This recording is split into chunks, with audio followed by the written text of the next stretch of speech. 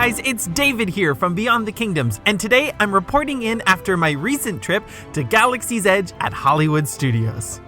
I had an incredible day visiting this new land at Disney World, building a droid, enjoying some drinks at Oga's Cantina, and I got to fly the Millennium Falcon a total of 8 times. It was the best day I ever experienced at Disney World. But I learned plenty of tips along the way that I want to share with both casual and hardcore fans, so that your trip to a galaxy far, far away is just as amazing as mine was. But before I jump into the tips, today's video is sponsored by Small World Vacations. Their team of knowledgeable agents have been creating the magic for over 20 years, and they can help you book your next trip to Walt Disney World. Visit their website today to get a free quote. Small World Vacations, where the magic begins.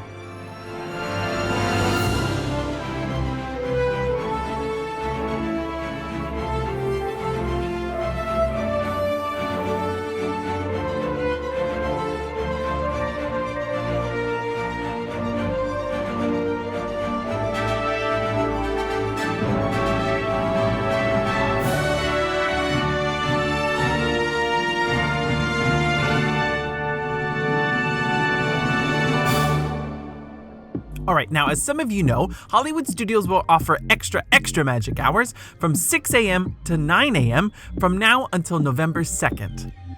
That means that those of you staying at a Walt Disney World hotel will get to experience Galaxy's Edge before the park opens to the general public at 9 a.m. Also during this time, Toy Story Land and other major attractions will be open and probably be practical walk-ons. But today, we're talking about Star Wars.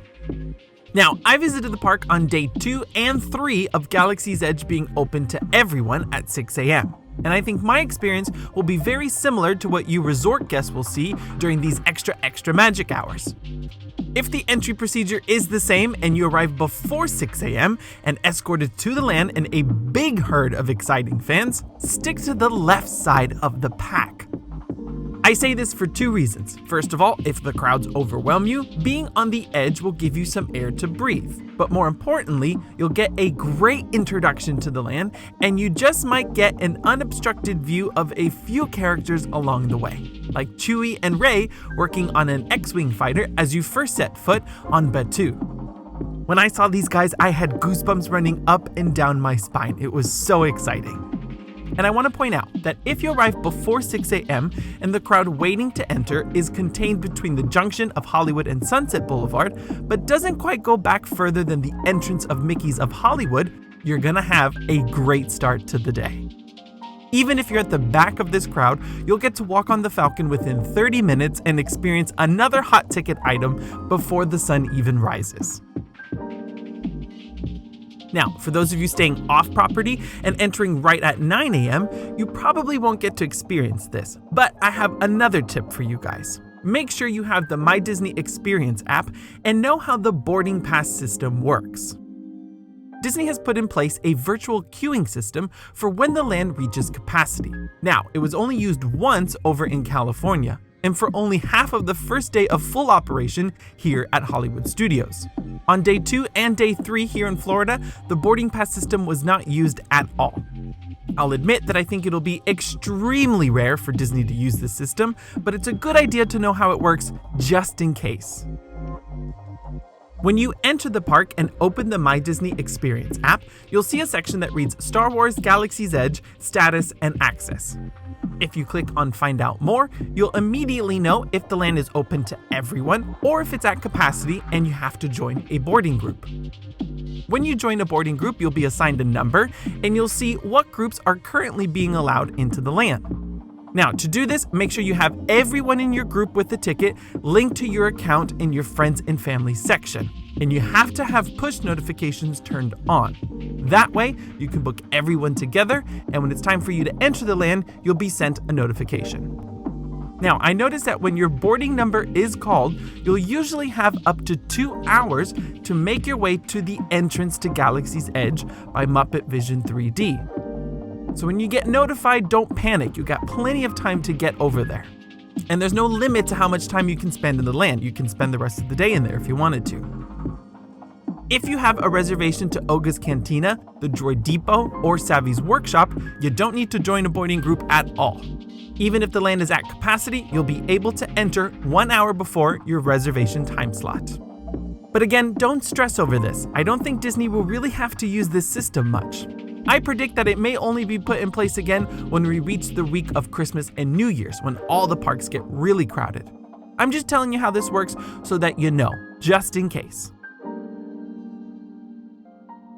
Next, I'm going to talk about the 3 experiences that offer reservations, and that's Oga's Cantina, the Droid Depot, and the Build a Lightsaber experience at Savi's workshop. Now, all 3 will technically take walk-ups on the day you visit, but the availability for each is very different, and it will vary throughout the day. Without a doubt, Oga's Cantina seems to be the most difficult thing to experience inside Galaxy's Edge without a reservation. It's easier to get on the Millennium Falcon a few times than it is to grab a drink at Batuuan's premier bar. If you want to see DJ Rex and enjoy some space cocktails and you didn't get a reservation, the best time to try your luck is bright and early, first thing in the morning. On day 2 of the land being open, I rope dropped the park, got on the Millennium Falcon within 30 minutes, then made a beeline to the Cantina, and I walked right in without waiting. But by the time I got out of here, there was a line outside for those who did have a reservation, and cast members were turning away those without one. The very next day, I did these 2 experiences in reverse. I rope dropped, and as everyone was walking to the Falcon, I slipped right into the Cantina again, where for about 15 minutes, it was virtually empty. But believe me, that ended very quickly. Now, I asked cast members throughout different points of the day if they were taking walk-ins, and the answer I always got was no. You may get lucky in that last hour of the park being open, but if the Cantina is important to you, do it first. I know that drinking at 6 a.m. sounds nuts, but try the Bloody Rancor. It's a great way to start a day at Galaxy's Edge. For my not-so-hardcore fans, that's just a Bloody Mary. Oga's Cantina was by far my favorite experience within the land. So much fun and perfectly themed. But I will share with you a more detailed review of this bar during this week's Foodie Friday video.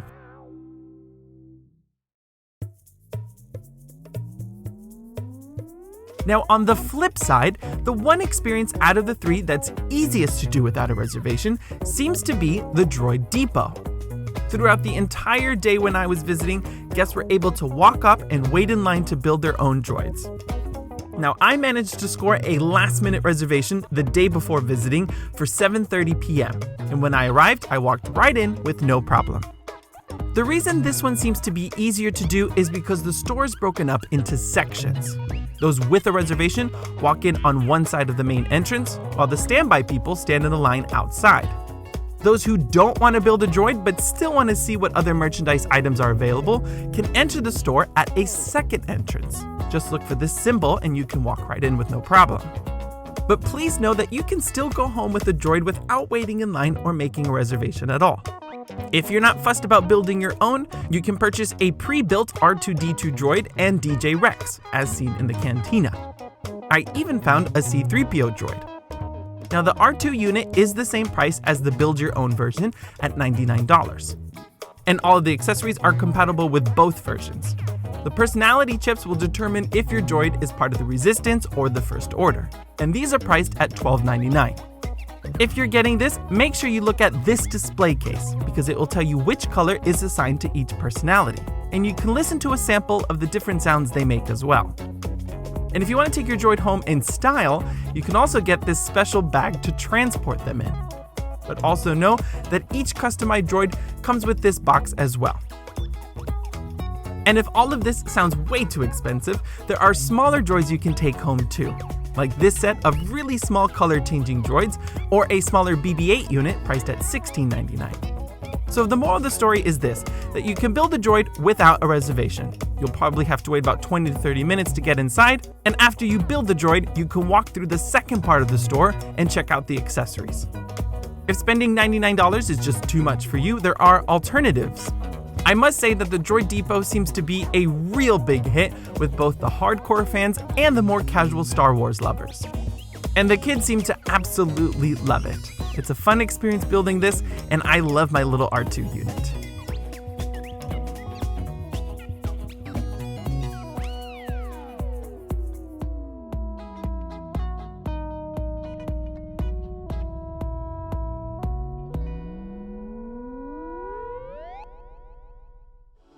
Now, I have to talk about lightsabers, because the big fans will surely want to get their hands on one of these guys. Of the 3 experiences that take reservations, Savvy's Workshop seems to be in the middle when it comes to availability. It's a little harder to score a reservation here than Droid Depot, but not as exclusive as Oga's Cantina. During my visit, they were not taking walk-ins for the first half of the day. The only exception was right at 6 a.m. While everyone's heading straight to Millennium Falcon, you may be able to slip inside here without waiting at all. But after 4 o'clock, they were taking walk-ins on and off for the rest of the night, and the wait wasn't too bad. So if you're trying to do it all, the Cantina is still the thing to do first. Savvy's Workshop is a good option for later in the day when the crowds lower a bit. Now sadly, this was the one thing I didn't experience on my trip. The $200 price tag was a little steep for me, and I had to budget money for food and wine as well. Don't worry, I will certainly do this in the future, but I want to give those of you who want a lightsaber an extra tip. Remember that you can get legacy lightsabers inside Doc Ondor's Den of Antiquities. Of all the shops inside Galaxy's Edge, the hardcore fans will love this one, because it is absolutely packed with details and nods to so many beloved characters and creatures in the Star Wars universe. But let's focus on the lightsabers. I am personally a little conflicted on what lightsaber to get. A part of me wants the experience of choosing a kyber crystal and building the legendary saber myself. If I had a fun time building a droid, I know that I will love building a lightsaber. But another part of me wants to have Luke's green lightsaber as seen in Return of the Jedi, which can be purchased without any sort of reservation inside Doc Ondor's. So my tip is this. For my hardcore nerds, consider your options first. Do you want to build your own, or do you want a specific character's lightsaber? If you're like me and want a very specific one, don't worry about reservations and visit Doc Ondor's. Otherwise, try to do Savvy's Workshop towards the end of the day if you don't have a reservation. And remember, you can purchase extra kyber crystals inside Doc Ondor's, and that will change the color of your lightsaber. I will soon have a page on BeyondTheKingdoms.com with a list of all the prices of legacy lightsabers and other fantastic merchandise products found here.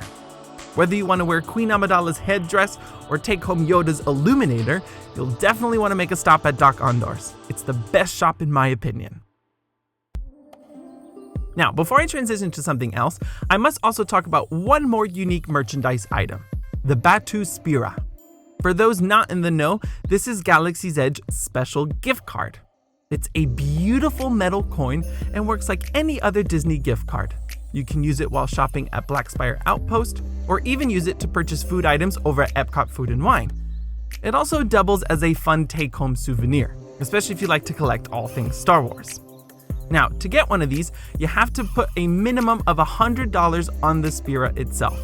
I know that sounds like a lot, but even if you're not building droids or lightsabers, Galaxy's Edge is really all about merchandise, and believe me, you can spend $100 in the blink of an eye. But my tip is to clarify where you can get one of these, because over on the West Coast, these seem to be a little harder to find. Aside from the big shops like Droid Depot or Doc Ondor's, you can get one of these at almost every merchandise location in the land. You can get one at the Resistance supply cart towards the front of the land, and I even found them at Celebrity 5 and 10 at the start of Hollywood Boulevard. So if you've been reading online that these are really hard to find, don't worry about it here in Florida. That only seems to apply to guests visiting Disneyland. Here on Batu East, the Spira can easily be found in many locations. Okay, another tip to know is how the characters work in this land. While visiting Galaxy's Edge, you might see Rey, Chewbacca, Kylo Ren, a few stormtroopers, and a few extra characters dotted around. But the big difference here is that this is not your traditional character meet and greet. These guys are just freely roaming the land and interacting with guests. They won't necessarily stop and take pictures. But trust me, if your little one is dressed up in costumes, they will definitely interact with you and you'll have a great time. So if you're a big Star Wars fan and you're hoping to get that family picture with Chewbacca, remember that Star Wars Launch Bay is still open at the moment. And here you can meet 3 characters right now. Of course, you've got BB-8, Chewbacca, And for the first time, you can now meet Darth Vader. In the past, you could only meet him during Star Wars weekends, so it's been a long time since you can take a photo with him. Now he's taken over the spot where Kylo Ren used to meet inside Star Wars Launch Bay. And the good news is, all of them have very short wait times at the moment. Okay, next I want to talk about costumes, because my big fans will probably want to dress up as their favorite character while visiting Galaxy's Edge. For anyone under the age of 14, the same rules apply as they do at all of the other parks. You can wear full-blown costumes on Batuu, even masked, but they must provide good peripheral vision. Cast members must be able to see a youngling's eyes even with the mask on. For those of you who are 14 and up, you can't quite wear a full costume, but you can get away with a few things. You can wear normal clothing that is inspired by different Star Wars characters. For example, ladies can wear a dress that pays tribute to their favorite droid, and anyone can wear muted tones and pieces of clothing that kind of resemble what the residents at Galaxy's Edge wear. What you can't do is wear a full suit of armor. You can't dress up like a stormtrooper, for example, or put on that full Chewbacca costume. You're not even allowed to wear a pilot jumpsuit with a helmet and all that. But I saw plenty of people wearing tunics similar to what the Jedi and Sith wear, and a few outfits that look really close to what Han Solo wears. Anything beyond that is a no-go. And I'll leave a link in the description below with Disney's official rules on this one. Alright, now I have to talk about the Millennium Falcon. Finally! This is the one ride currently open at Galaxy's Edge because Rise of the Resistance opens later this year on December 5th. Millennium Falcon Smuggler's Run is a fantastic attraction unlike anything you've ever experienced at Disney. Once inside, you are recruited by Hondo Ohnaka to work for Ohnaka Transport Solutions. But you'll learn that Chewie has landed the Falcon on Black Spire Outpost to do some repairs.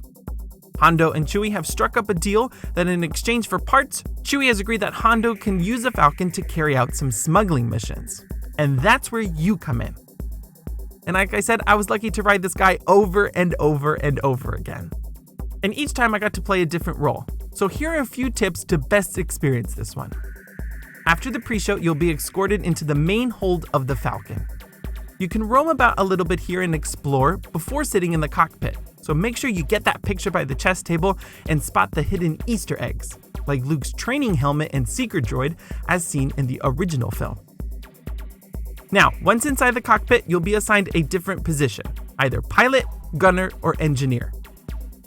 If the idea of pressing buttons and making things work on the ship is a little too much for you, go for the engineer. It's the easiest role to play, and the buttons you have to press will light up when the time comes. It's very easy.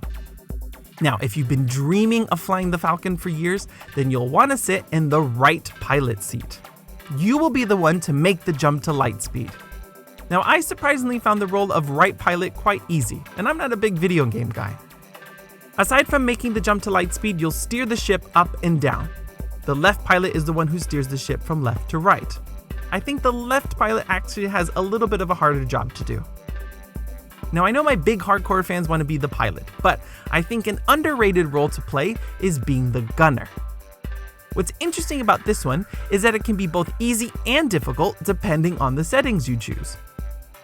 At the start of the mission, you can choose to go into automatic or manual. Automatic is almost as easy as being an engineer, but it's a little bit more engaging. Going into manual is actually really hard, and I think the most fun to do out of all the positions. But it's best to do this role after you've ridden at least once, or if you're an experienced gamer. I have to admit to you that the first time I rode, I didn't actually love this ride because I was feeling very overwhelmed. I wanted to watch the screen and enjoy the ride just like you would on Star Tours, but Hondo kept reminding me that I had to shoot that harpoon, or we were going to fail the mission. So there's a small amount of pressure here. I absolutely recommend riding this more than once. On the third ride, you'll really get the hang of it and get to appreciate it in its full glory. And don't worry, it's way easier to ride more than once than you think. Right now, the attraction is not offering FastPass Plus, meaning the standby line is moving fairly quickly. At its worst, I've seen the wait hit 2 hours. But on average, the wait time has been hovering between 75 minutes and 90 minutes. For a brand new attraction, that is not bad at all. And unlike Slinky Dog, the entire queue is pretty much indoors, so that's a good thing. Definitely do the standby line the first time and enjoy the full queue experience. If you want to keep the wait no longer than 90 minutes, do it first thing or after the sun goes down towards the end of the night. But after you've done it once, definitely use that single rider line. Single rider will open and close throughout the entire day. Basically, once the single rider line hits capacity, they'll cut it off, but it won't be much longer until they reopen it again. The longest I ever waited in the single rider line was about 30 minutes, but on average, I would say I waited about 15. The only downside is that you can't really request a specific role. If you make friends in your group, you can work a trade if you feel comfortable doing that. So if you want a pilot, it's unlikely you'll get to do that in the single rider line. So when you do it standby, go in a big group and decide early on who's going to do which role. And maybe just ask really nicely if you can be the pilot. Either way, Millennium Falcon is a lot of fun, but it takes a few rides to really get the hang of it. And now we get to my final tip, and this is for those of you who are wondering how to visit this land in conjunction with everything else in Hollywood Studios. That's a little bit tricky right now. I experienced the land just before a hurricane was heading our way, and the rest of Hollywood Studios was a complete ghost town, so it's difficult to say how things will look after the storm passes. For that, I would say download the My Disney Experience app and just keep an eye on the wait times throughout the day. But I can say this, even though the crowds were lower, I could definitely see the new traffic patterns in the park now. Slinky Dog Dash still seems to be the most popular attraction outside of Galaxy's Edge. If you want to do it all inside this park, try and score a fast pass for that attraction. But like I said, if you're doing those extra magic hours, get on Millennium Falcon and do the Cantina, maybe make a pit stop at Slinky Dog and then just go back. If not, the second most popular ride seems to be switching now between Toy Story Mania and Rock 'n' Roller Coaster. But remember that the second offers single rider line. Star Tours and Tower of Terror have been seeing very low wait times now. I think Tower is best to do standby, and I would only get a fast pass for Star Tours if you just don't want to use a Tier 2 fast pass on another show. But the wait times at Star Tours now have been comfortably sitting at 10 to 15 minutes. I think once Rise of the Resistance opens and later in 2020 when Mickey's Runaway Railway opens, everything will change once again, and I'll definitely keep you covered on the best ways to visit the park. But that will have to do it for my top 10 tips to know while visiting Galaxy's Edge at Disney's Hollywood Studios. Like I said, I hope all of you guys have a great time visiting this new land, and I think you're gonna love how all-encompassing this new land is. It's absolutely incredible. But that will certainly have to do it for today. Stay tuned later this week with my Foodie Friday video from Galaxy's Edge, and on the Sunday main show, a full review of the Food and Wine Festival this year. But until next time, thank you so much for watching, and may the Force be with you.